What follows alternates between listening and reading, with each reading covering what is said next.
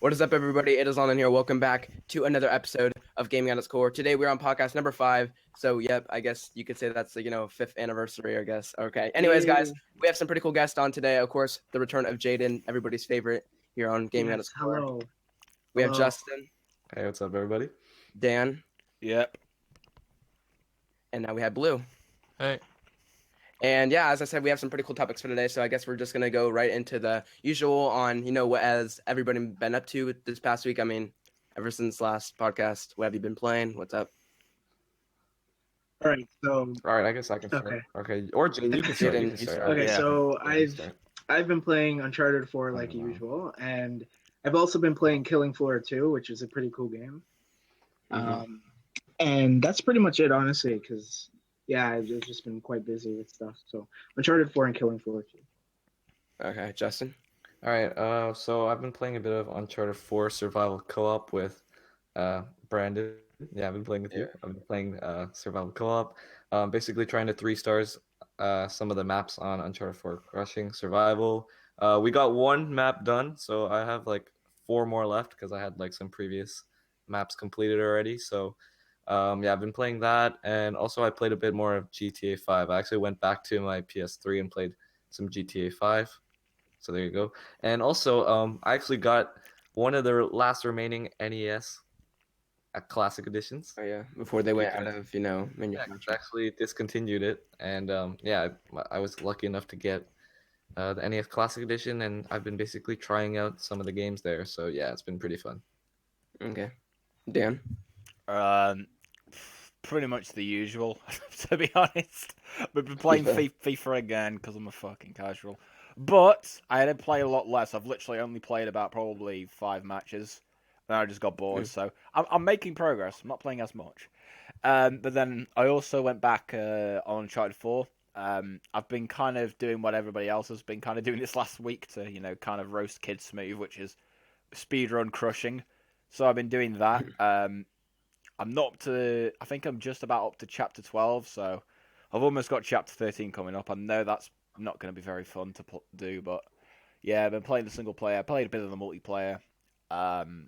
Played a bit of Titanfall 2, and also Drawn to Death. Played a bit of that because obviously, Brandon, you were going on about it in the last podcast, so I thought I'd try it out. It's actually really fun. Been quite enjoying it, to be honest. I don't really agree with the negative reviews it's been getting from some people, but yeah, that's pretty much what I've been playing this week. Blue. I've been playing Ratchet. I got my platinum trophy for Ratchet and Clank, and I got my platinum trophy for Rocket League. I've been playing a bit of Injustice: Gods Among Us. I've been playing Stick It to the Man, which is a really, really cool indie game. I was actually quite impressed with that.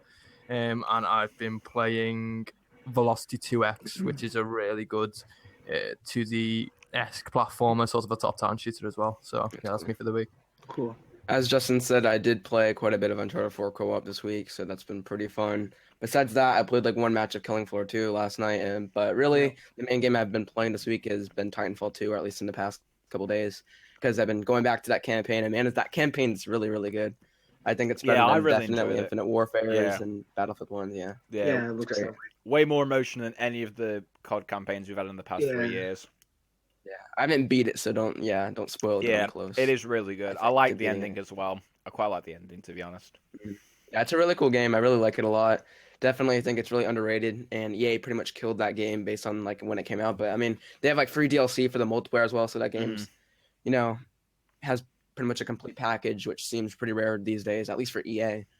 So that's pretty cool. But other than that, I can't really remember anything else I played. Maybe I played I think I played about half an hour of GTA 5 going back into that single player on the PS4. Jaden's favorite game. Yeah, Jaden's favorite game. Yeah, anyways, I guess we'll go into the releases of this week. This week has been pretty dead except for one, and that has been Yooka-Laylee. Anybody's thoughts? I think it's not, I think it's pretty average on its Metacritic right now. I'll look it up right now as you guys talk about it. I don't even know what the game's about. Okay, well, It's a spiritual successor to Banjo-Kazooie from the N64. Yeah. I have not heard Still about it have either. no idea what it's about. What if you guys haven't heard of it? No. It has a I'll search it. 73 on Metacritic right now, or for the PC version. It's like 69 for PS4. I opened the trailer was blind. Okay. Oh wait, did you say 69? No, Wow. I didn't. He said 73. Yeah, Oh, I it's see. very I don't think any. Do any of you give a shit about ukulele? Nope. It's a No, cool platform, no. but I've heard it's kind of turned me off based on like the negative Yeah. impressions I've Yeah, heard. all I the know about it average is that Jim Sterling got DDoSed by hardcore fans of it. That's all I know about. Again, Actually, I this thought game, that was Zelda. No, it happened again with ukulele because he man. gave it like a Oh 4 my out of 10. Damn. I like platformers, so I Yeah, probably it will looks get pretty this. cool. Maybe like Yeah, it if you had- does. it's only $40, so yeah, it looks Okay, pretty no, cool. that's not worth it. But it does look The cool. thing is, though, right? Ukuleles, again, as I've just said, spiritual successor to Banjo Kazooie, which is a good platformer from the N64. The thing is, these platformers, these are called collectathons, and this is a pretty dead genre nowadays. It's a 3D platformer, and the thing is, it's kind of inherent to what the classic 3D platformers on the N64 were, which is solid platforming games, but with a whole host of problems. That doesn't mean the games themselves are bad, because they're not by any stretch of the imagination. In fact, they're really good games. Like Tomba as well is another one. But I think Ukulele looks great. I think it's got really good graphical fidelity. I think it looks like a fun collectathon platformer. It looks like a very vibrant world with lots to do in it, and I'm really hyped to play it. And the fact that it's only $40 as well, it's a really good price point for a game that looks to be really fun. I heard the camera's pretty bad, like in the game, and that would be Yeah, kind that's of like a another turn off. Yeah, typical N64 game problem. Yeah, maybe I'll get it in the summer. Horrendous That seems camera, like- really did. I might get it alongside Crash Bandicoot. Yeah, I the would. remastered That'd be a good stuff. combo. That'd Yeah. be like a really good duo just for summer to. And then Jack comes out later as well for PS2 and PS4. Man, this summer's gonna be fun. But anyways, I guess anybody have any concluding thoughts on ukulele? I know a lot of you It's like a guys really good aren't game, really really aware good of game. it. I have the soundtrack for Yeah. it. That's it. Okay. Yeah, I have the soundtrack as well. Yeah. Yeah, Really? it's got a great That's soundtrack. cool. Yeah. Nice. Okay, so let's move on to the news of the week. So the news of the week has been pretty cool this week. I mean, there hasn't been many topics, but the ones that were out there are pretty big topics. So I guess we'll talk about the one that we're probably all most interested in, or at least covering, and that's Uncharted: The Lost Legacy. We got a slew of details. The game has an MSRP of $39.99. It's going to be available digital and retail, as well as it has a date of North America launching not worldwide, but launching in North America on August 22nd and following in Europe for August 23rd. So any of you Great. guys have any thoughts? It looks pretty cool, and That's it, there's it's pretty a cool. there's a heavy emphasis on Hinduism, like the gods and stuff, which I Yeah. actually got to learn in last semester, which was pretty cool. So I can't wait to get more information regarding the gods in the games and stuff like that. Yeah, it definitely looks pretty cool. Yeah. hmm Well, just Anybody looks else like- wanna- It's really interesting as well, because that interview with Arnie Meyer last week where he said about the game being 10 hours long. At first, myself and a lot of other people were kind of like, okay, he's chatting shit. It's probably 5 to 6 hours, but with a $40 price point, that doesn't exactly seem like an unreasonable amount of time Yeah. Yeah. for that price point. And I don't think that much for the inclusion of Jack and Daxter remastered, because obviously you've got the remaster coming out later in the year. I think that's just more of a bonus. It's a port, Um, right? Yeah, it's just a port. So, I mean, it's an interesting price point. I think the game is probably going to be about 8 to 9 hours, maybe even a little bit more. For a $40 price point, they're going to have some sort of length to it. I think what's most interesting about it is obviously we're all interested to see how this relationship came about with Nadine and Chloe, but we've never really had any explanation or insight to Chloe's personal life. We had no idea in any of the first 3 games that she was in, or the 2 games that she was in, that she had any sort of Indian heritage. So this is like a kind of the same situation with Sam, where it's kind of been thrown into the mix. So it's going to be interesting to see that. The camera angle looks, I don't know if you noticed, the camera angle is a bit more, it's very minute detail, but it's kind of more similar to the last was in a way that it's closer to this. Yeah, it is. Than I the think other it's- games. Closer to that That's kinda 1080p ass. Closer to that 1080p ass. Yeah, I think that's the 4K. intent. All right, guys. But no, it looks really good. And the graphics look a step above Uncharted 4 in terms of just little graphical Yeah. details. There's a few minute things I have to point out, but they're like nitpicky details. But the game looks really great, Yeah. and I'm interested to see this whole concept of their relationship. Yeah. Anybody Yeah. still Same. think they're gonna show something off at E3?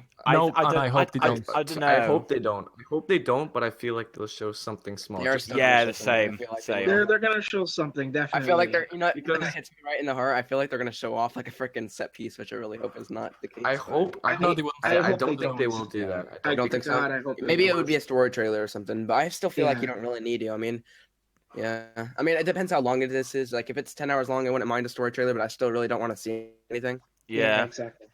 Yeah, you know what? I think the thing that was, that was bad for me with Uncharted 4 was that I felt like with the story trailer they were kind of showed off a bit too much. Yeah, they did. They've always done that though. They showed off all the set pieces and That's why I'm really hoping. That's why I don't want to see anything at E3 because with all we've seen so far, all we've seen is one cinematic and one, like very early in the game we saw the gameplay demo at PSX. I'm like really excited to see what when the game actually comes out in August that I can just play the whole game with like a lot of surprises and stuff. Yeah, So exactly. that's why I'm hoping we don't see anything at E3, but I know that Sony's not just gonna just forget about Uncharted because it's one of their biggest IPs, of course, right? So I think they're just gonna show maybe like a story trailer like in the middle of the conference or something like that. Yeah, or like in the beginning when they go through all those like first parties. Yeah, true. Yeah. That's Man, what I'm I hoping. really don't want to see a trailer from that. Yeah. Like I feel like the cutscenes, what they've been doing with cutscenes have been great, but I don't want to like start getting the puzzle. I really just want to play the game how like what we've seen so far. I just want to play it. Yeah, exactly. I think we all share the same viewpoint that we don't want to see more. I think it's inevitable that we probably will see more. But if they're going to show anything, they won't be anything more. If they show a full-fledged trailer, it won't be any more than 30 seconds to a minute long. And if they don't, it could be maybe, they always have the pre-hype trailer before the conference really begins. Maybe they could just throw in like 10, 15 seconds in there or something like that. Yeah. But I mean, I'm expecting some sort of a 30-second, minute-long trailer or something like that. Just in between, just from when they jump from trailer to trailer to trailer before Sean Layden comes back on stage, they'll probably do it that way and throw in another minute, 2-minute trailer. I hope they don't. I really hope they don't, but I think they are going to. Of course, we're going to be probably doing live reactions this year, so it's not like we can really just go media blackout on this stuff. I mean, unless you guys all want to close your eyes on that part, but man, I just hope that Naughty Dog actually thinks about what they show this time around because. Man, they're just always like, I don't know what's with them, but they always want to show off what they've been doing. And it's like, I just wish that the game would just be able to speak for itself and not the trailers and just be able to.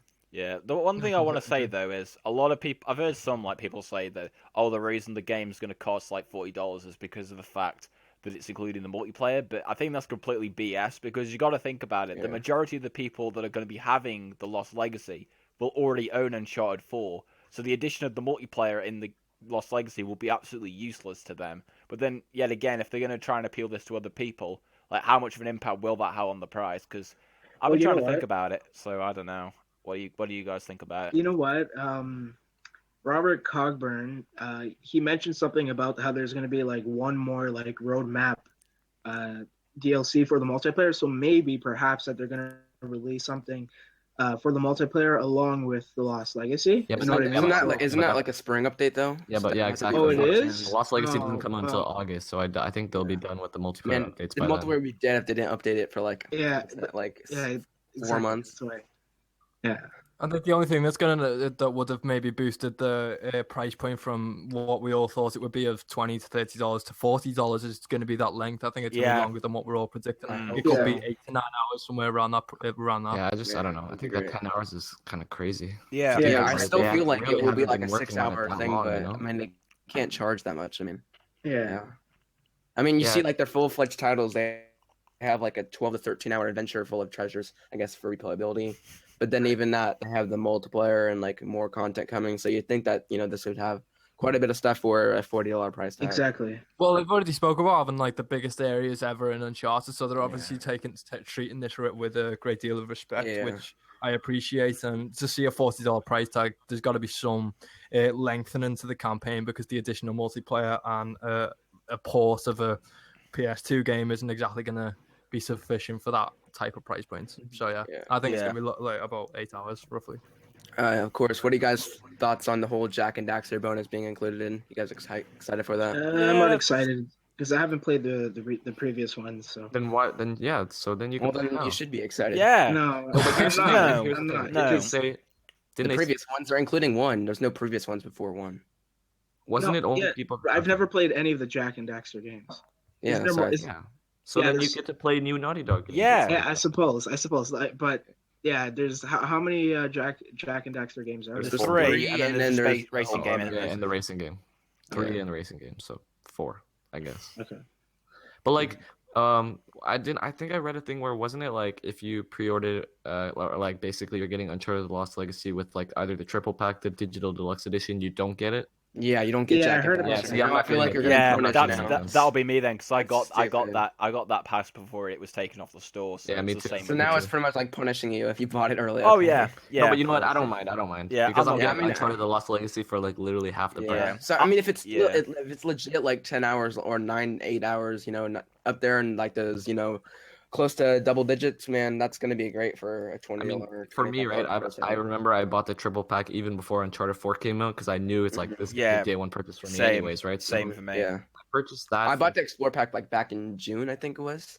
Yeah, Yeah, because they I had- bought it. I bought it like for only $30 Canadian, which is like $20 in US dollars. Mhm. Which Didn't is it like, also like really include good. like $20 worth of multiplayer content as well? Yeah, it came with the Yeah. multiplayer updates as well. So I got like the DLC packs for free. Well, not free, but like included as The well. weapons and stuff.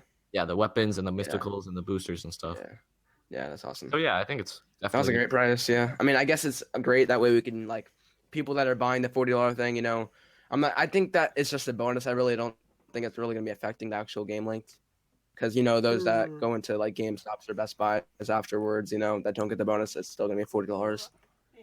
So I'm Yeah. guessing that it's just a bonus. I'm guessing to people for incentive to buy it. Yeah, because I'm sure. Yeah, it's a there's clever some business people- strategy to Yeah. have. You're gonna have the bands of people who've already paid for the Explorer, or the triple pack. So you're gonna get they're not really gonna cancel that and then pay $40 to have these bonuses. But I mean, there's little things like dynamic themes and obviously Yeah. the Jack and Daxter port. Yeah. So that's a clever incentive to get people who haven't bought the triple pack to pre-order the game separately, or maybe even get people who, there are some avid people who like having dynamic themes, and Yeah. I don't know. think It's just it's a good. It's a good strategic business decision to have it. Yeah. Cheaper for those who bought the Explorer edition, but for those who are paying more, you're getting a bit more of a bonus. I think that's Yeah. the way you should look at it. Yeah. I mean, yeah. What really ticks me off is the fact that PlayStation always has like those Steam bonuses, but then they never release them outside of that Mm. pre-order bonus. Yeah. Like the one that Lost Legacy is getting, like I legit can't buy that because of how I already own it with the Explore pack. Yeah. Mhm. Get that theme, and they're not gonna release it separately, which is just kind of a bummer. Yeah, but I'm fine with my. Well, yeah, Uncharted but 4 you're Inc. getting the game theme. for cheaper than the guys who are paying $40, so you've got to Yeah. look at it that way. They're paying a bit extra to Yeah. get a bit more. Yeah. Well, I'm talking more like how they don't do that in general. How they don't release these cool themes just for like an extra $2 to $3. That looks really cool. Yeah. I understand what you're saying. Yeah. Yeah. Anybody have any concluding thoughts on that? Not really. Just I'm hyped just for really it. excited. Just It's I'm, awesome. just We're I'm gonna be hyped playing, for like, it. an Just I'm hyped for it. That's it. Same. Mhm.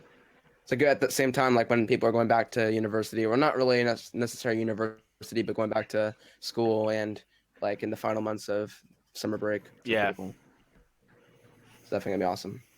And yeah, anyways, the next set of news is the Battlefront 2 leak that happened earlier this week. I think it happened on Tuesday, if I'm not mistaken. Yeah, Tuesday. Yeah, definitely looks interesting. Of course, there's no gameplay yet, so nothing really much to tell on based on what we've seen. Of course, there's that big trailer that just launched today. For those watching the podcast, I'm sure you guys saw like our mini reactions before game got a score right now. That's if editing went well. And yeah, anyways, so how do you guys think about Battlefront 2? Does it interest you? Sure. I've played the first one. Did you like the first one? I didn't play enough of it, I guess, but like I bought it a few months back. It's pretty cool. Like I remember, I consider myself as a fan of the Star Wars series, so like it was pretty cool to see just in general like the whole concept, and a lot of the maps are pretty cool. Plus there's I don't know what, like 20 people that can play in a match, 10 on each team. I think even more than that, which is pretty cool, like I said. And yeah, I've played the first one and it's pretty cool. I really wish they would go the whole 64 player battles like they do with Battlefield. Battlefield. That'd be so cool. If they did that like space battles in 64. Man, they did like release that slew of information today, just like before. Yeah, of well- course, well- it's gonna well, be including a single player. Yeah. Well, I mean, with the original Battlefront, you actually could go up to 64-player battles on the original 2 Battlefront games. So Really? yeah, you could. I remember because I used to play Battlefield 2 to death on my PS2, and yeah, you could go up to 64 players. I'm I pretty played sure. Battlefront all the time on my. I did not remember what I was playing, but I remember playing it as a kid, and it was so much fun. Yeah.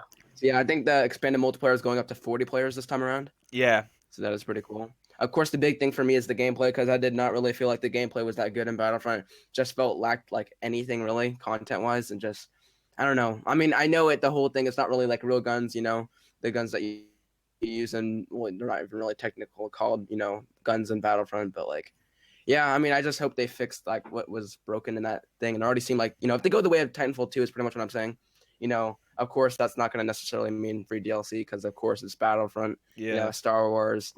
They're going to want to milk the heck out of it. Of course, they're going to like split the fan base. It's going to suck, but I mean, they're starting off with the single player campaign, and space battles will be there in launch. I guess we just have to wait until E3 to see what we get in terms of gameplay and in terms of just what's included in the single player. But I guess this first batch of information looks pretty nice, but. Again, it's that whole thing. You never know with EA and DICE. No. Yeah, it looks cool though. I mean, they're already doing a step in the right direction, but definitely not, Well, people need to keep their expectations in check, because again, this was only a game engine footage. This was not gameplay. This was not a cinematic trailer. This was just a game engine footage. We saw the same with the original Battlefront, and how that disappointed so many people, including myself, because the ultimate product was just a lackluster, lifeless FPS with essentially just a texture pack over the Battlefield games. Mm-hmm. What's interesting to me is not only the fact of the inclusion of we don't know if it's a single player campaign or just some sort of single player mode. We saw the story of the untold story of this Jedi, so I think that looked really interesting. But the biggest thing to take away from it is the time and place these games are being set in. Obviously, they're going back to that the fucking genre of the prequel trilogy, as well as the Force Awakens, this new trilogy.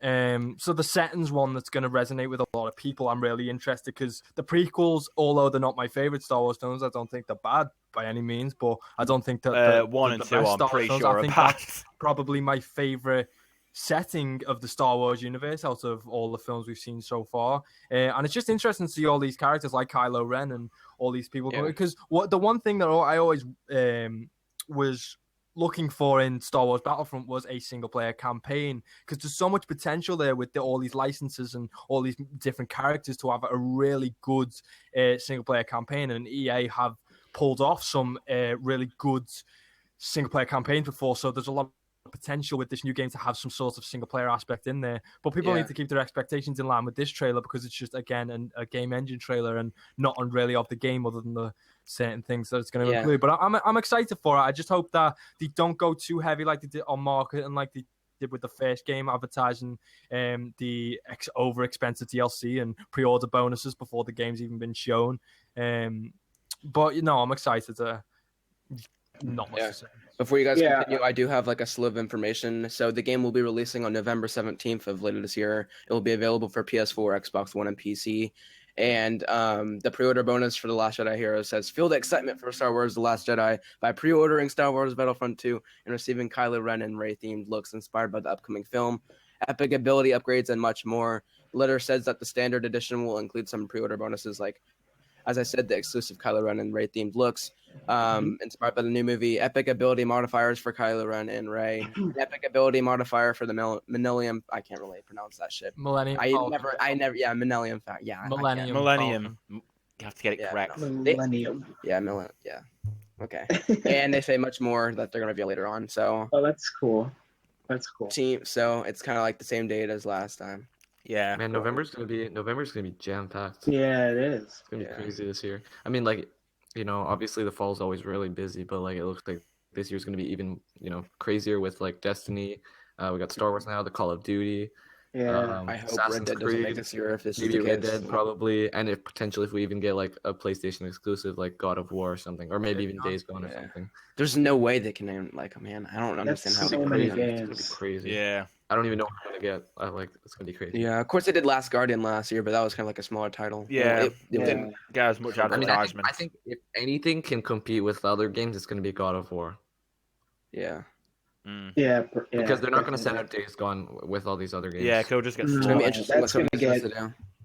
Yeah. I still don't think God of War is going to be coming out this year. I swear. Yeah, same. There's no way. No, I don't think so. Because Okay, I just want to go dead quick. Just one last thing on this, but with what's so exciting for me about this jam-packed fall and winter, it's not so much the amount of games, it's how developers are really going to have to up the game to be able to compete with one another, because having Star Wars Battlefront 2 come out with so many big titles surrounding it, it's really going to have to, it can't just be this over-marketed cut out content with loads of DLC and microtransactions and just bullshit marketing practices like the first game was. So it's going to be interesting to see that. But with regards to Days Gone, I know this is going on a bit of a tangent, but if that game doesn't come out in December, which I still think it will, if it doesn't and it comes out in 2018, that game is dead on arrival, I swear down. Because if that comes, if that comes anywhere near any of Sony's other lineup of exclusive games, it's going to be killed, because it's coming out in a flooded genre, third-person open world zombie game that is complete, 3 markets that are completely flooded with games. And the other thing is, if you look at the amount of with Sony Bend, they're one of Sony's first-party studios that have kind of been like treated like shit, because they've just been sent off to make a game for a proprietary piece of hardware. And of course, we've seen they've been brainstorming some ideas. They made a new engine for some sort of an Infamous game. But if Days Gone comes, if that game fails, Sony Bend will end as a studio. And I still think that with regards to someone like Media Molecule, I think that studio is going to be closed down next. So Sony Bend have got to play their cards right carefully, because there's no studios, first-party studios other than Sony Bend that made games for the Vita that still exists. Every single one of them is closed down because of the failure, not only of the hardware, because of the software. So if Days Gone doesn't succeed, that studio is dead in the water. So it's going to be interesting to see how this fall pans out with so many games coming out. So I really hope Days Gone is like, there's not so much, it's not going to be a revolution, but I hope it's a really good game. I don't think it's not. That studio is honestly in so much trouble. I hope they do well with the game.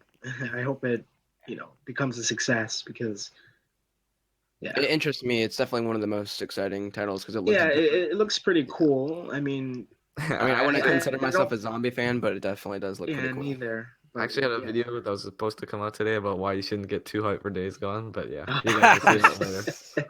No, you shouldn't get too hyped at all. You should keep your expectations in check. That's true. Says the person who said this about hype. With every game. Destiny 2. 5 reasons why you should be Destiny hyped. 5 2. reasons you should not be hyped. I mean, I make a lot of those. I mean, we're about to, I think this is another confirmation. I'm 200% sure if Days Gone comes out this year, it is not coming out November. Jesus Christ, if that comes out in November, it's fucking dead. I could see December, but maybe like Last Guardian. Gran Turismo will be coming out in November, so that's literally nothing that we know of right now that is coming out in December, unless if Red Dead picks that window, rest in peace Days Gone, because that's an exclusive out the window. We'll have to see. I mean, we talked about this last in the podcast. I don't want to go too much into I don't want to go too much into it, but seeing Star Wars now come out in November, towards the end of November, it's going to be interesting to see where Days Gone gets put. I think Sony will skip. Games coming out.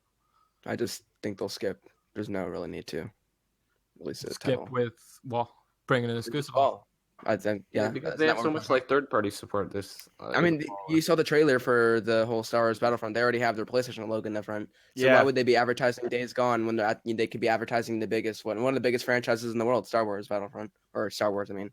No, they've got a lot of third party support coming out, but if they want that game to succeed, they will play it smart and release it in December. Because if they released it next year, it's with Days Gone because it's coming out in such a flooded genre. It's not exactly like Horizon could have been released at any point in the year; it would have sold well regardless. Days Gone's kind of like you've got to get it in a Christmas window. Mm-hmm. Not so much they don't need to, because the Sony are going to make profit either way. But if they want that game to succeed, if they delay it to 2018, it's not going to sell half as well. Especially when it's going to if games like Detroit and God of War and Spider-Man all come out in 2018, there's just too much to compete there. So it's going to be interesting to see if it comes out at the end of this year, especially now with Battlefront. Yeah, for sure. I have a little bit more information. Of course, the deluxe edition is also up for pre-order, so I got some more information in the description.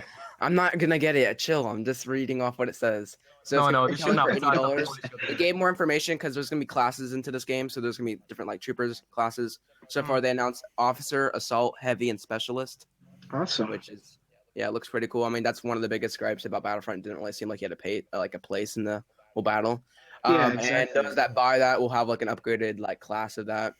And if you do buy the $80 version, you get access to play Star Wars Battlefront 2 3 days early, so November Wow. 14th instead of November 17th. Wow. So I guess now if you pay more money, you get into Yeah, the that's game worth sooner. it. I think that's worth it. 3 days early, you think it's worth it? I mean, I wouldn't pay money for that, but I'm saying I like, can see if you're a Darkhide fan. yeah, I can see it. exactly. Yeah. Yeah. But other than that, it pretty much announced that there's gonna be classes, and yeah. So definitely, they seem like they have their footing. I feel like the only thing that I was kind of disappointed by today's reveal is the fact that there's not gonna be 64 player battles. But I can get over that, I guess. But yeah, it looks pretty cool. Well, that could be ramified by having good map design. Because the map design in the original Battlefront wasn't exactly good. It was just open. I mean, they're already one-upping Destiny, and they're not talking about DLC just yet. So Well, they are, yeah, but that's true. yeah, I mean, yeah, they had pre-order bonuses, but yeah, Right. Bullshit. Looks pretty cool. But I mean, yeah, looks pretty cool. So anything else anybody want to talk about? Hype for Battlefront 2. Yeah. I mean, we're gonna be talking about pre-orders a Yeah, little bit I'm later a- on the episode, yeah. but yeah, I'm excited Looks for cool, it. that's all. Yeah, I'm excited for it. I mean, of course you're gonna. Yeah. yeah, as a Star Wars fan, I'm excited for it. To be honest, yeah. I mean, Ooh, at the very. Okay, yeah, Yeah, you can go. I I'll love- talk about this afterwards. yeah. I mean, I'm excited for it. I mean, obviously, I did get the original Battlefront. I played it like non-stop for like the first 2 weeks. Then I've never touched it since then. So yeah, it's just been collecting dust in my games pile, but for good reason, because I mean that game just lacked so much content, and especially because I was a massive fan of Battlefront 2, the original on the PS2, and that game had so much content in it. Like, it had so little DLC, and the DLC they did add into the game was actually free, so you didn't have to pay anything for it. It added like, I think it was like 4 like new planets, which was crazy. That's already like the same amount that was in the base game for Battlefront, which is stupid. But I am excited for it. I just hope they don't make the same mistakes as they did with the 2015 game. Just add more content into it. Just also add a good single player story. I guess it's a similar situation to what I was like with the original Titanfall. You know how everybody was saying, "Oh, that game, it was so much hype before it, but then it lacked the content afterwards to be able to supplement that hype." And then with Titanfall 2, they pretty much answered all those questions by adding a good single player campaign and like adding good DLC, and there was a good amount of content in the game. That's what I would probably want not Titanfall 2, Battlefront 2 to be. I'd want it to follow the example led by Titanfall 2 and just try and listen to what the fans want for the sequel. interesting thing with going that, off of what. Okay. Oh, go on, Brandon. Go on. Well, I just figured I'd say this now. That way you guys can talk about this. But at the very end of the description, it says plus play an emotionally gripping single player story. So it looks like they're. I mean, that could mean anything because Yeah. that of course they want to get Yeah. sales. But I mean, it's something. Yeah, I also it's PR talk. I'll see that one. I also read it. What's interesting about the interesting thing about the scenario with Titanfall 2 is that it was I felt really bad for that game because it didn't sell to expectations because of the lackluster first game. That game sold pretty poorly when compared to Battlefield and Call of Duty that year, which is a shame because that game was great. It was an improvement on everything. And this is the thing, because Battlefront 1 was so overhyped, that scenario could be repeated with this. It's the same thing with Destiny 2 because the first one was so overhyped. People might be having a bit of a standoff and know not to jump on the hype train too early with regards to these games. So I hope Battlefront 2 is a better game, but that doesn't necessarily mean sales are going to be impacted by that because it could still be a flop in terms of sales. Yeah. I could tell you, I've already seen so many people on Twitter saying that they're going to pre-order this game when they found out that they're going to be the Last Jedi heroes. Yeah. Already, and they haven't even seen gameplay. It's crazy. I mean, we'll talk about this later on in the pre-order section. I'll just say my thoughts there, but yeah.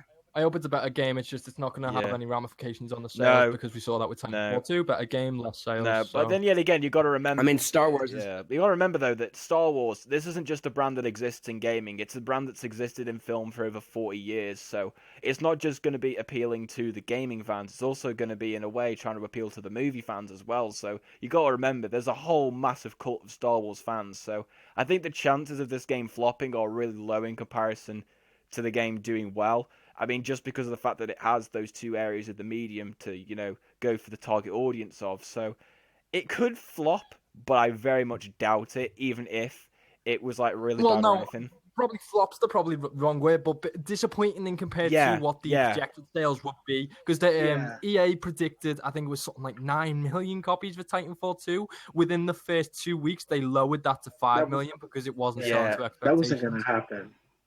What'd you say? That wasn't going to happen. That wasn't gonna happen. No way. That's a shame though. That game's definitely better than Battlefield and Call of Yeah, Yeah. definitely. It looks pretty cool. It's It way does. better. Yeah. Yeah, That exactly. game's and it's awesome. a If, shame none to of, if see, anybody so- watching the podcast haven't like tried it out, definitely. Yeah. Yeah, no, recommend it. really, Def- should check it out. def- Really good game. definitely better than but, Battlefield I I'm gonna mean, get it. what you're saying, Dan, about the having a big cult following, I think that's interesting because I think that was kind of the job of the original game to get players hyped. And even if you were, even if you're excited for Star Wars, you're going to get Battlefront 2 regardless of what happens. But a majority of that fan base who bought the game wouldn't just be core Star Wars casual Yeah. gamer fans. That would be gamers. And Yeah. if gamers are disappointed with the first product, they're not exactly going to necessarily jump into the next game. Yeah. You'll have that cult following. This game will not flop, but it will not meet sales expectations, even if it is a better game, which I hope doesn't turn out. I want all these companies to succeed, but I just don't think it's going to happen.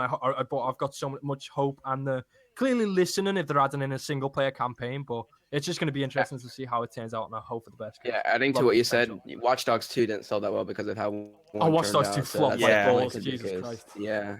That Even though the flopped game's so really hard. good though. It's such a shame. It's Yesterday, such a better game than the original. Yeah. and Oh, that flopped and the so multiplayer is hard. also getting a new update this week. I'm not going to talk about that, but like, man, that multiplayer is being more supported than Uncharted 4 is. That game's pretty cool and still content. Like, I'm serious. They're adding like 3 game modes this hard. Like, yeah, Yeah, that's probably true. that game's good. Multiplayer in Especially Uncharted since, 4 like, a is play so mode. good. Anyways, I guess that's enough for Star Wars. I mean, if anybody has any concluding thoughts, Justin, Dan. I mean, Dan just spoke. Yeah. Yeah. Well, for me, no, I've never been a big Star Wars fan, like ever. Yeah. So, I mean, Star Wars Battlefront, the original, is a game that like I was interested in getting. It was 2015, right?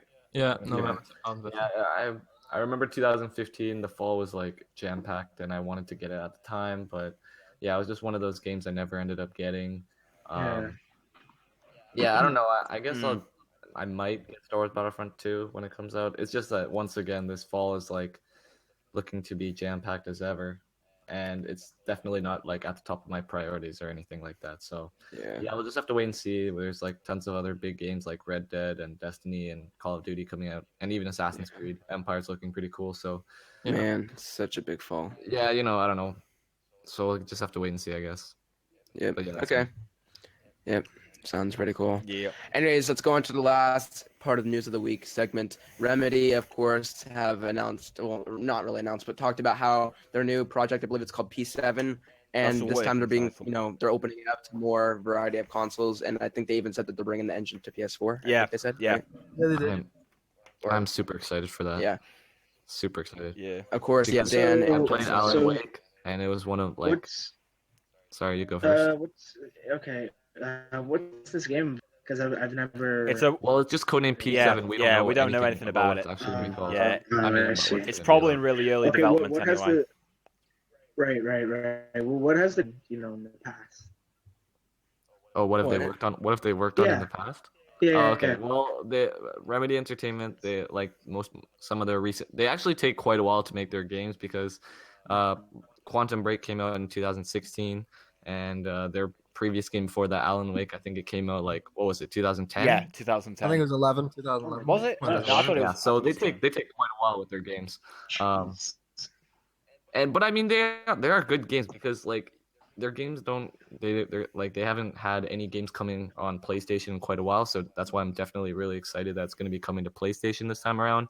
But on my PC, I told you guys this already before, but I really enjoyed that game, and I was like really looking forward to. I wanted to see a sequel. I don't think it'll ever happen like anytime soon, but yeah, Remedy's like they make the games that I would want to play.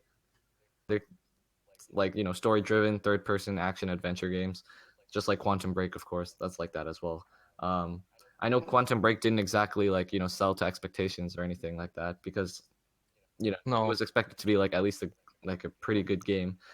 I think like with Remedy, I think the main problem that's holding them back, right, is that they're like people might not realize, but they're like actually a much smaller studio than like other studios like Naughty Dog or something, or like Sony Santa Monica. I think I read somewhere that said that like I don't know, there's only like 100, not even 200 people in their studio, so But still, Yeah, it's a small studio. yeah. I mean, yeah. not compared to like anything like EA or Ubisoft, but Yeah. Compare them best best compared to someone like Housemarque, except these are a second party, not a first party. Yeah. Mhm. Yeah. Yeah. Like, yeah, I'm just happy they're gonna. Isn't Insomniac also second party? Yeah. Yeah. Yeah, they are. Oh, seriously? Yeah. Yeah, they're not Yeah. first party. Yeah. Even though they make first party games for each. No, the second party because they make first party games on different platforms. So Yeah. they're not attached to one specific platform. I They make an see. Xbox exclusive, Yeah. then they make a PlayStation exclusive, then they make a whatever the fuck they want. Yeah. Pretty Like a interesting. Nintendo exclusive. They make good games. I mean, yeah, Remedy and Insomniac do. Hmm. Remedy's games, but from what I've heard, Alan Wake's a really cool game. I've seen some gameplay I played a online. few hours It's of Alan definitely- Wake. Yeah. It was a pretty good game. I mean, Justin's probably got the best opinion on this because he's obviously played it the most Yeah. and he really likes it. I played the shit out of Quantum Break and I fucking hated it. Well, not hated the game, but I thought it was a massive disappointment. I thought it was a really mediocre game, but that's Dan liked largely it, Dan liked subjective it. No, because it's triggered. kind of that was a Triggered. He's 50-50 triggered me right scenario, here.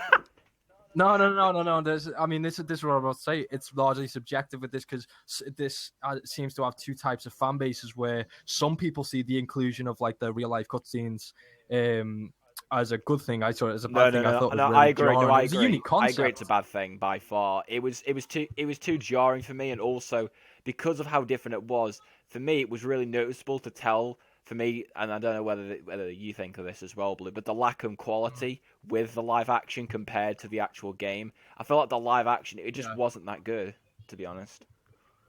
No, it wasn't. And the thing is with Quantum Break is that when that game was from my experience playing it was really, but it was quite buggy, and in some of it. It was really nonsensical. Like, I remember, obviously, you have these, like, fucking time warping powers and whatever the shit. I remember there was a certain mission you have to get inside this building, and you can't just fucking burst through the doors. No, that doesn't make any sense. You've got to rewind time.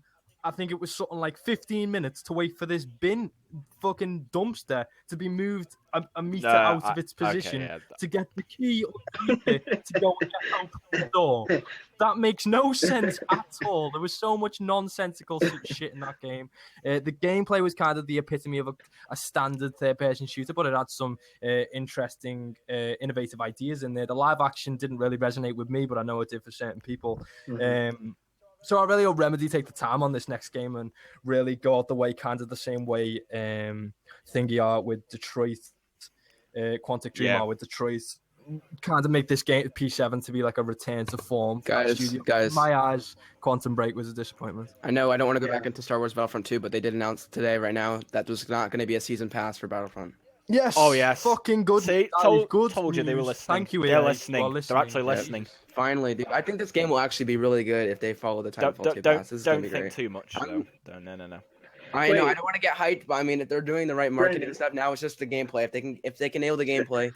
But yeah, going back to Remedy, I just figured that. Yeah, you said that there is a season pass or there isn't. There isn't a season pass, so I'm not sure if that's gonna be like. I think that means it looks like it's Okay, sweet. I'm hyped a little bit. Cool. interesting. Anyone else think anything of Remedy's engine coming to Yeah, PS4? yeah. Remedy. I just figured that was big enough to talk about. I mean, I'm hyped. Yeah, I'm excited. Really? I'm excited. I enjoyed Quantum Break. I'm not gonna say it's a great game because I don't No, think it's I don't not. think it's. No, I sorry, don't it's not. know. It's not to that level. Like the Xbox fanboys were like, "Oh, it's the best game on Xbox. It's better than Uncharted 4." Yeah, but Sorry. it was one of the only games on Xbox I know, right now. I know. Then I mean, PC, so it's kind of irrelevant. yeah, That's so true. I know. I enjoyed it, and I'm definitely excited to see what they do next. I mean, obviously, I enjoyed Quantum Break. I've heard good things of Alan Wake, and I'm trying to think. Mhm. The first Max Payne game, first Max Payne was on the PlayStation 2, Yep. and I played that, and I did enjoy it. They made Max Payne 1 and Yeah, 2, yeah, right? yeah. And Yeah, then Max- yeah. yeah. Who was it? Yeah. Rockstar. Yeah, They made Max Payne yeah, 3. because Yeah, they continued on I that. played the first Max Payne on the PS2, because I don't think Max Payne 2 actually did come out on PS2. I think that was Xbox and PC exclusive. So, but yeah, I have Yeah, played. That's right. So I played two of their games, and I did enjoy them. Obviously, just quite a while apart, but I did enjoy both of them, and yeah, I'm definitely excited to see what they're gonna do with P7.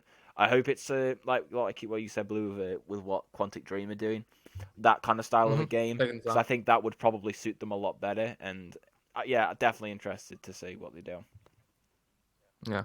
Yeah, They've got the same. benefit now of only just having their engine come to PS4, so they can have the benefits of time. I hope they Yeah. really take their time with Yeah. this next game and make it like Imagine. kind of the way Kojima's handling Death Stranding Yeah. and just taking as long as he fucking wants to do. I hope You they know- do the same with this game. You know, Mhm. the thing that has me like really interested is because like if you look at like if you just look at the like Xbox exclusives, for example, and compare them to the upcoming PlayStation exclusives, it would seem like like the type of games that Remedy makes would like seem like far better suited for the PlayStation audience. You know what I mean? Yeah. Yeah, no. Yeah. Microsoft have really got an issue with what first-party studios they're buying out because there's so many missed opportunities, and I think Remedy's one of them. I think Remedy could convert to a first-party studio if Microsoft just made the decision and bought them out, because now that's another one of their quote-unquote timed exclusives down the shitter, because PlayStation's now getting the next game from them. So Microsoft have got yet another developer left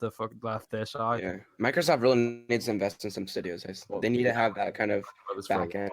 Yeah. It just leads Yeah, back to the fact exactly. that, I you know, agree. I Xbox agree. doesn't have many exclusives that we all enjoy. Yeah. If you have a PlayStation, there's really no point in owning a Xbox No, because there it's so isn't. similar with third party, and then the exclusives. I guess it's all in taste. I mean, I could definitely see why people like Xbox over PlayStation for Forza and stuff, but like, I don't. I guess you could say, or at least for us, it's not really worth getting an Xbox if you have a No, PlayStation. it's not. It's not. I mean, that's the thing that Nintendo does different from PlayStation and Xbox. At least they have what they do is controversial and they kind of do stupid stuff. But at the end of the day, they're really a different platform and they have a lot of different variety of games. Yeah, on that platform, exactly. and they have their exclusives. Nintendo's big innovation is the fact that they go. I think this Nintendo Switch is going to be the Nintendo's last shot at the hardware market, but that's a separate video idea. But the thing Nintendo has is games. They have exclusive games, and they really go out their way to make some innovative games. And the thing is, what people have got to realize is, in 5 years' time, what studio or what company out of these three, Microsoft, Nintendo, and Sony, is going to look the most different? I think that's Nintendo. Mhm. Who's going to be on top? Sony, because Sony are making all the right moves. Microsoft are just being left in the dust, focusing far too much on aspects that have lost them this generation, going out of their way to focus on the Scorpio, and that's not the way you do it when you're when your competitors is announcing a slew of upcoming games that are getting people hyped, and you're sat here announcing a piece of hardware to play games people already own. That's not the way to compete. They should be coming out with an even bigger lineup of software, and they don't have that coming. They've got Cuphead's coming, but that's again coming to PC now. That's not an exclusive. So Microsoft just needs some games. Like, seriously. Yeah, you're right. It's not even a dick state, and let's not undermine the Xbox One. That is not a failure of console. That is a success. That is selling well. It's not the meteoric success that PlayStation is, and that's down to a lack of software. But now Microsoft have invested in hardware. This E3 and next E3, they really have to devote themselves to buying out some first-party studios and getting some reasons to own these pieces of hardware. Because if there's no hope of them winning the generation. They're fucked. But they need something. They need something. Really do. Sorry if I'm muting my mic a lot. My brother screaming playing Minecraft in the living room right now. No, but Blue, I really agree with you though. That's so true. Yeah. I mean, Halo's 6. Trust me on this. It's 100% being shown at E3. Mm-hmm. Yeah, no doubt. They're This gonna year, Along with the 100%. Forza. because they have nothing else to show. Yeah, I don't know. It's just, I guess like we can save it for like a future video and we talk more about when it's closer to E3. Yeah. But like, I don't know. It's just like the Xbox. I'm expecting, we see Halo. We're gonna see probably like Forza again. I don't know. I just hope they bring out some new IP or something like that. Yeah, that's what my prediction for E3. I feel like they're gonna announce a new IP. They have to. I mean, I don't know who would make it, but I feel like they have to be doing something. I mean, these past couple of years, they've been doing cool stuff with like backwards compatibility. But I feel like now more than ever, after last year's E3, they really understand that they need to make the games. And just, I'm hoping that the reason why they moved their conference the day before, obviously, is to keep the buzz on them, and hopefully that's mean they have a good show. Yeah. That way they have something to preserve that hype for. They wouldn't move the conference for no reason. If they want to open the show, they're gonna have to open it big. Yeah. Because they're gonna get shit on by every. They open it as if it's a lackluster opening to the. Where did they the move whole it to? fucking.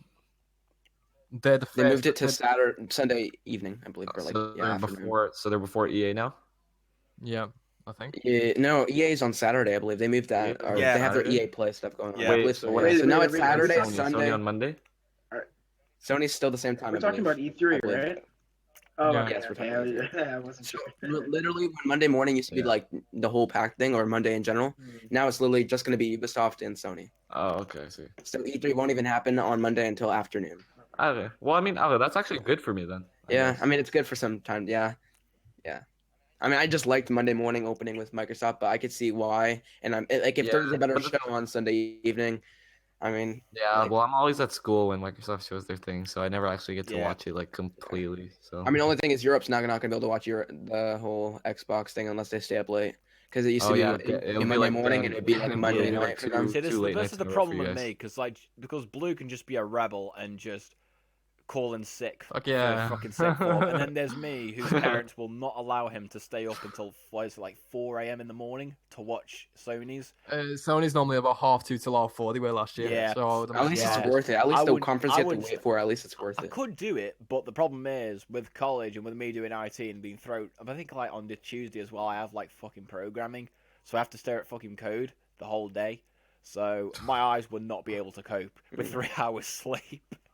I mean, I might do it. obviously enough for Yeah, Sony and I Microsoft. might can't do wait it. for both. I might do it, but I'd have to be like as silent as I can possibly be. Like no reactions at all to anything, so I'd just be really fucking dull Yeah. during the whole thing. Okay. You're so Anyways, I lucky. guess we'll talk about our last topic here, if you'd like to, and that is Yeah, go. about pre-orders. So, obviously, with the whole announcement of Battlefront 2, I thought the pre-order stuff was pretty. It's the same thing as usual with EA and all that stuff. Of course, over there with Naughty Dog, they're taking a different approach with pre-order bonuses, or including Jack and Dexter. So I kind of wanted to get your guys' feel on pre-order bonuses. When do you think it's okay? When do you think it's bad? Do you like them in general? Do you think they're smart? Do you think they're kind of stupid? Just general consensus. I'll give my opinion. I think pre-orders are pretty cool, especially when they offer you like something. For example, I think Uncharted 4 had this where if you pre-ordered the game, I think you got like the the chance to play like the beta, the first one, the open. No, not Oh, the if you pre-ordered the Yeah. Ninja collection. Or yeah, if yeah, you got something the like Ninja- that. yeah. Yeah. So I think that's pretty cool. When companies offer you something when you pre-order, apart from the game itself. Yeah. Yeah. Do you think it's bad that you're giving them your money too soon when you don't get anything really in return until like you're kind of like just letting fate it- happen if the game's gonna be it- or not? I have to. It depends, right? Because obviously, I trust Naughty Dog, so it's not like I had a problem giving them my So is money. that but kind of like in a terms of- situation of like publisher for you? Yeah, definitely. In terms of like if it were Hello Games, no way in hell was I giving for that No Man's Sky game. No way. Mm-hmm. Yeah. No one knew beforehand. No, for some fucking reason that game is going to be bad though. I don't know how no one fucking saw that one. Yeah. But I mean, I guess I hate pre-orders and the Yeah. pre-order Really? bonuses. I think it's a little. Don't you pre-order It's a games load of yourself shit. though?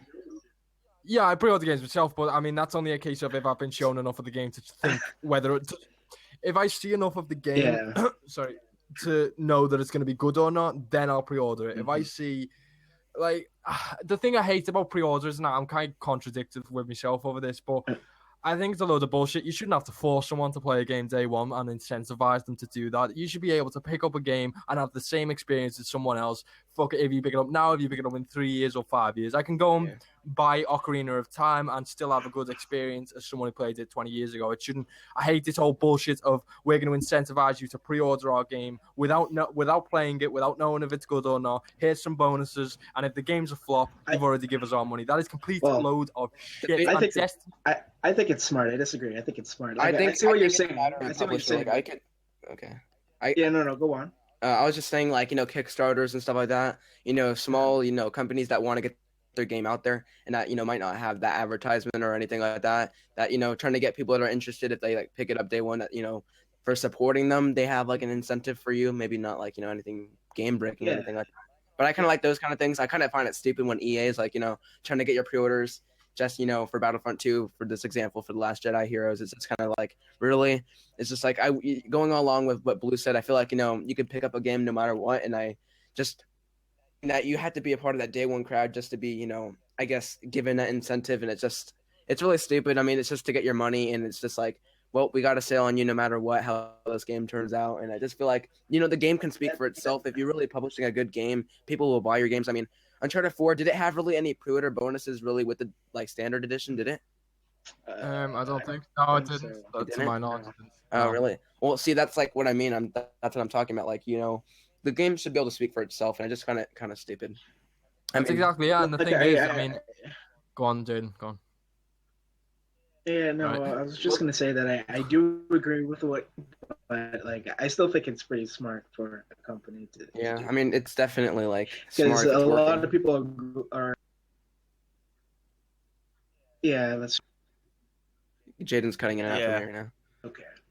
So, The thing is, it's kind of it's bullshit in the sense that I mean, Destiny falls culprit to this very much so. In the fact that if I pre-order a game, some people don't pre-order games until they've seen reviews and know whether it can have a judgment on whether or not they'll think the game's fun. Because obviously, you take different reviewers' opinions into mind when buying a game. But the thing is, with certain games, they don't, and Destiny fell culprit to this. They don't actually allow releases. There's an embargo that doesn't drop until like say a week or 2 weeks after the game's super come out. sketchy. So you've just pre-ordered the game not knowing whether or not the game's good, does not have a Metacritic score, does not have any sort of reviewers' insight into it, apart from like obviously reviews in progress, which are a load of bullshit.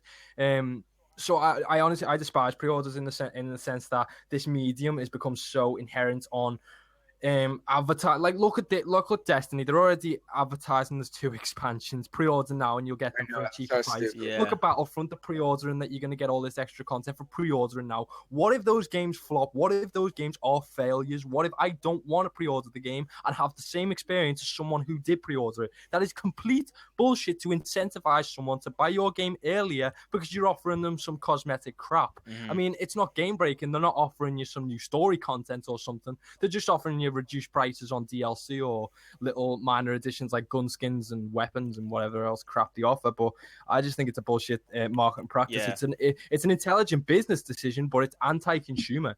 Thing is, and again, I'm going to go back to The Witcher 3, but The Witcher 3 offered.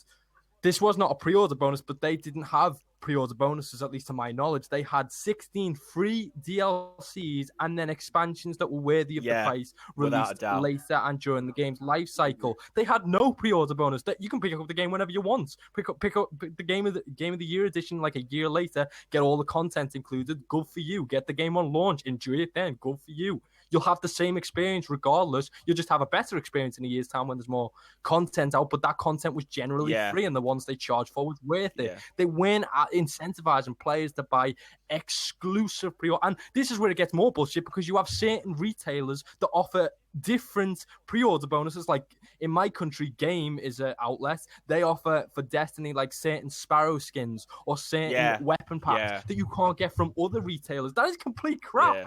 Like, it really does annoy me, all these bullshit business practices and the way this industry is heading into of like really putting heavy emphasis on pre-order bonuses and paid expansions because it's just the whole thing is a load of crap and it's anti-consumer. And there's only certain developers, and even there's certain developers that I trust, like Naughty Dog, CD Projekt, they all do it. and Rockstar. They're not out the question to. They could still make bad games. Cyberpunk could be a flop. Uncharted: The Lost Legacy could be a flop. If I want to pre-order those games, I want to have a great experience. As someone who picks it up a year later, I should be able to do that. I shouldn't have locked out content because I didn't want to buy it on day one. What if I didn't have the money on day one? Yeah, am I losing because someone else did? That's bullshit. I mean, complete bullshit. I agree, I guess, but it's really stupid. Honestly, I feel like the solution's simple. Just stop pre-ordering games. People are so gullible. I feel like, man, I'm not gonna I always not gonna be the person to tell people what to spend their money on. But I just like it's one of those things where I just shake my head and I'm just like, wow. Yeah. No, spend your money on whatever you want. And again, I'm gonna go back to media. Media is a heavy culprit of overhyping games. No Man's Sky wouldn't have cost full price if and gamers didn't start like advertising. I'm so disappointed that I bought that game. Get the game. Look at what the game was. It failed, and it had reviews in progress. It didn't have any sort of day one review, so people could look at it and think, okay, that game was a flop. No, you have to wait until some reviewer gave you context of the game. Where's fucking Sean Murray now? Sitting as a millionaire in his house, not going to make. Hello Games will never make another game. Never again. They will never produce anything. I 100% believe in that, but they've like duped people into pre-ordering their game and buying their game. It turned out a complete overhype failure, but a commercial success because people fell for the hype, and pre-ordering is part of the hype, and this is why I completely didn't people like try to sue them for like false advertisement? Yeah, there's so many lawsuits that have been took out Hello Games, and it's all justified because they lied through their teeth about that game. But it didn't matter because people pre-ordered it and they got their money through the door. Didn't matter. And Yep. this is why I hate pre-orders. I really do. Yeah. Yeah, I didn't pre-order it. I wasn't gonna pre-order my money on that. Even from Naughty Dog, I wouldn't really pre-order. I mean, Naughty Dog, yeah, I I- pre-ordered them from like, but I I- feel like I can go day one. The only thing I pre-ordered from Naughty copy. Dog was like the collector's edition.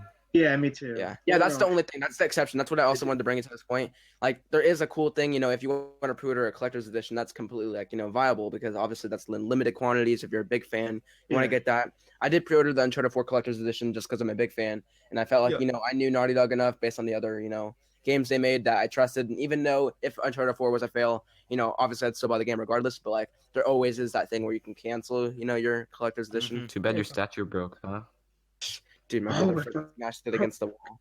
But I mean, even Naughty Dog are taking out this bullshit business practice because now you got I didn't get the triple pack because I just wanted to wait and see what the DLC was. Yeah. So you guys are just getting shit on because you either have to cancel your pre-order and pay more to get the pre-order bonuses, or you just have can't. to wait, which you didn't know what the DLC was going to be or what the bonuses would have been. And now Yeah, that they're that's out true. and you want them, you can't have them because you've already paid for the game and it's complete bullshit.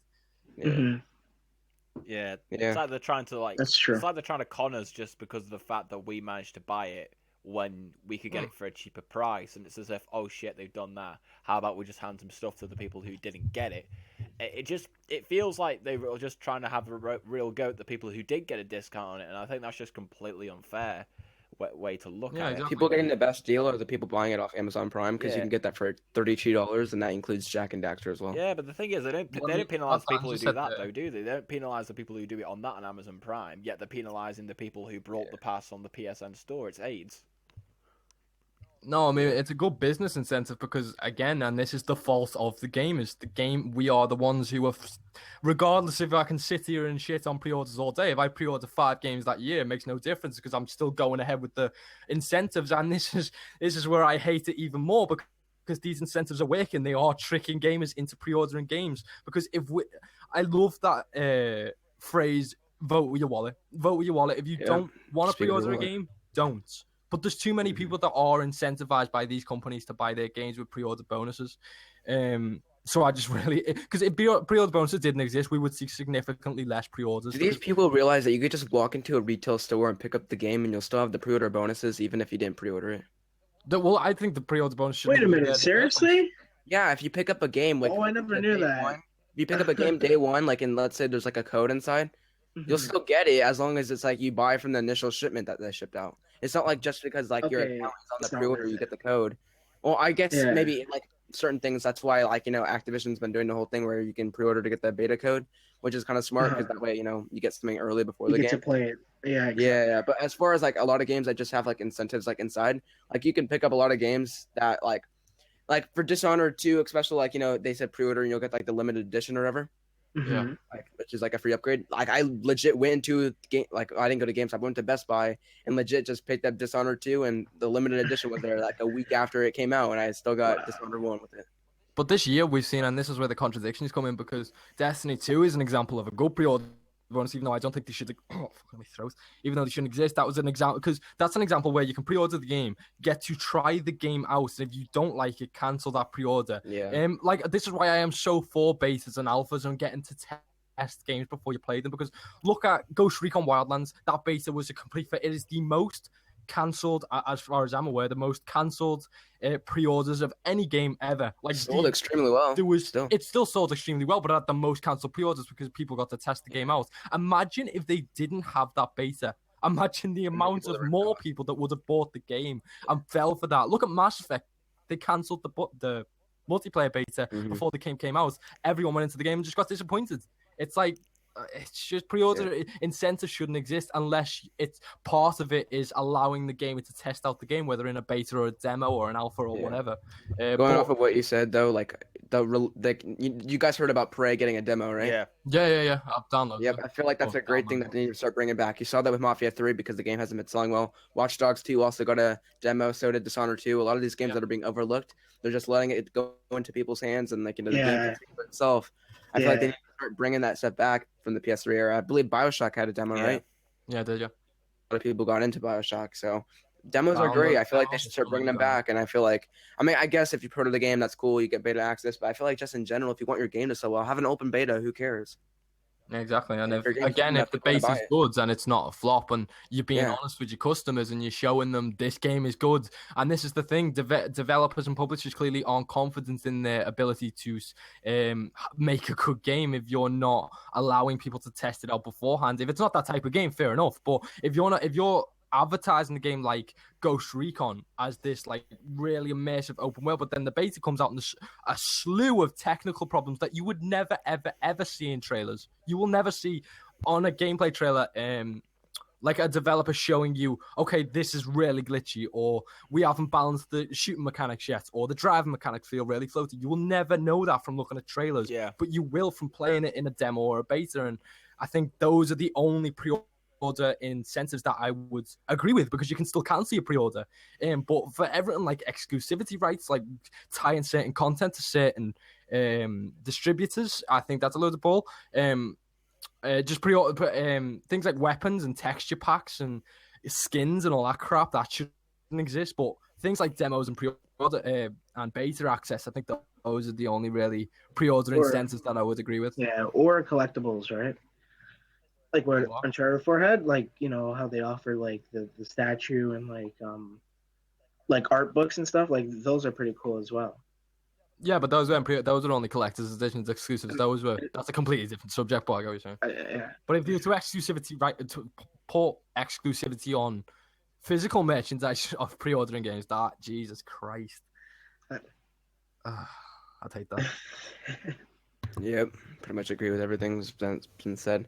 I feel like, you know, as Blue said, I think he stated it perfectly. You just need to vote with your wallet, or, you know, talk with your wallet. I mean, honestly, that's what this whole thing's an issue. Is that's what the publishers want, is their money. Yeah. But, you know, yeah, I feel like, just as we said, the game can speak for itself. I know I've been saying that a lot, but really, I mean, if you're confident in your product and you have an open beta, get this thing into people's hands, and it will sell way better. I mean, I feel like that's what Ubisoft has been realizing lately, and Bethesda, and yeah, just hope that's a And trend what that you goes touched in the on future. before about you saw on Twitter so many people saying pre-order. It's the fault of the gamers, because the gamers have saw that we don't know anything about Battlefront 2. Yeah. This could be a third-person shooter. No one knows that. We haven't seen anything of the game. They could be lying. They're not, but they could be lying through the teeth. We haven't played the game. We haven't seen a gameplay trailer, an in-game trailer. It was a game engine trailer, and people are already pre-ordering it, not knowing what they're gonna get. You know, Yep. like it's just a complete load of crap. Like, I've it just really seen is. one person tweet online, "Wow, this gameplay for Battlefront 2 looks amazing." Oh Jesus! People don't know the difference Yeah, between gameplay, yeah. cinematics, I and saw the CGI. exact I saw the Jesus. exact same thing with the original like game footage trailer for the original Battlefront, doing the exact same thing. Like, Jesus Christ, can you? It was Uncharted 4 as well. Remember the one where Drake was on the beach and everyone Yeah. was like, "Oh, this gameplay looks amazing." That's not gameplay. Yeah. That's If Yes, you it was. absolute- Yes, it was. Come on, give me a break. That was definitely gameplay, man. dude, that wasn't that in the game. It wasn't even. Yes, it wasn't was. in Yeah, it was. It One wasn't last my time Wow. trailer was not in the issue. game. Yeah, in your retail copy, they snid that right in, right, Jaden? I'm only They gave kidding. that I'm only kidding. exclusive trailer. In your It game. was cool how they mentioned that in the ending of Uncharted 4. Though, Yeah, right? yeah, I saw that. Yeah, that was pretty cool. I mean, those are cinematic trailers. Yeah, that's one thing Yeah, I I do know. have a little grip with Naughty Dog. They kind of release their games too early, but I mean, I'm just a sucker because I get hyped for them. But Yeah. I feel like honestly, yeah. At least they announced Lost Legacy with gameplay, I guess. But yeah, I mean, True. it looked like a mixture of a trailer and a gameplay. But yeah. Yeah. It kind of. It's just astounding how many people can't tell the difference. Like I remember the No, you obviously know the No, don't you? I'm pretty sure Yeah, it's fun. yeah. It's basically Funhouse. That they made a video when Uncharted 4 came out saying Uncharted 4 got downgraded. No, it didn't. No. That was never in the game. Was never intended to be in the game. It's Yeah, the only thing I can remember of Uncharted 4 that was even similar to that trailer was, isn't it the Chapter chapter 13. 13, just for the brief bit when you get the close-in on Drake's face. That's the closest resemblance you get to Yep. that shot in the game. And it doesn't look anything like that because it's not rendered to the same standard. Because, quite frankly, if Naughty Dog were going to render the whole game like they did in that cinematic trailer, the game would still be it'd run fucking at 6 development. frames per second. Yeah. That's why 6 frames per it'd run at second. 6 consoles can't handle that. 6 frames per second, and probably would have like fucking 10 years of development time, and it still wouldn't run well. That's just the problem with it. Mhm. But yeah, Yeah. Any concluding thoughts? Fuck pre-orders. fuck That's pre-orders. my Yeah, I'd say the same thing. Okay. Well, I barely pre-order anyway. I think You know what? the only games I've Maybe we should pre-ordered just for are probably, I'm trying to think. The only games I pre-ordered are Uncharted 4, The Last of Us, and I think Arkham Origins and Arkham Knight. They're the only 4 games I've actually pre-ordered. I Ever. pre-ordered Little Big Planet 2. That was a great game. I'm sure. I've only pre-ordered Uncharted 4, and it was definitely. I didn't pre-order Last of Us, but I picked it up day one. Mm. I got the last copy that was at my. I picked it up a year after. Oh yeah, my younger brother pre-ordered a Horizon. I pre-ordered the PS4. You did? Yeah. Oh. Of course. That's something that's gives you value over time. So it's like if I'm gonna buy this eventually, I might as well buy that's this true. now because I want to be a part of this next generation thing. Mm-hmm. Yeah. I mean, I got to play now 2 on day one. Who else wouldn't pay for that, right? I pre-ordered Horizon and Zelda, but that was only because none of them had pre-order bonuses tied to them, and I waited so long. I think it was like a week or 2 before the games came out, and that was because the amount of buzz surrounding the games. And this is the thing: if a game developer or publisher puts out a review, allows the review embargo to be lifted like before release, you can tell they're confident in the game. Horizon's review embargo was like ridiculously. Oh yeah, that was like 8 days or so. Right? It was ridiculous, and then that game came out, and it was a commercial and critical success. Yep, and then there's some confidence in letting the game speak for yourself and having. Yeah, so there's certain games you can like make exceptions for, but I mean that I still waited ages because that game could still have flops. But then we saw all the buzz around it, we saw all the critical success. Zelda came out as the most 10 out of 10 game on Metacritic of all time, and it turned out to be a phenomenal game. So yeah, I just honestly don't. If anyone's listening to it this far in, do not pre-order a game. Wait as long as you can to see as much of it as you can, and then pre-order if you're 100% confident that game will satisfy you. Especially with Battlefront 2, I can guarantee you're going to find retail copies in your stores. And with people getting it on EA Access, I mean, you know, you're going to be finding out a lot about this game like the week before. I mean, you're going to get some information at E3, but I feel like if you want to be extra safe, I'm sure reviews will be coming out around that time too with EA Access and just getting, you know, the whole public, you know, trying out that game. So specifically for Battlefront 2, I guess that's what I'd say. But, you know, for Prey, you can even try the game out for yourself. I'm sure that game's going to be good. I mean, I can't wait to try that out. Like people have been praising it and they're getting a demo. That game's, I feel like that's, Yep. Yeah. Any concluding thoughts? Like, oh, I know. Yeah. No. Anything else you want to say before we wrap this up? Well, of course, you guys can listen to us on SoundCloud. So if you guys like what we do here on YouTube, or if you've been watching us, you can listen to us on the go. Of course, Jaden, thanks for joining us, even though you never do. Never here. Next week I'm not joining. I can't have to work. So. No controversial topics this time with you. That's good. But yep. Anyways, guys, this has been episode 5 of Gaming at its Core. Make sure to tune in next week if we do have an episode next week. Not sure if we will, but of course, follow us on Twitter. We'll give you updates there. And yeah, guys, give you our outros. No, I just want to personally say that I love you all. All right, let's end the podcast quick. Great. All right. See you guys. Yeah. Yeah.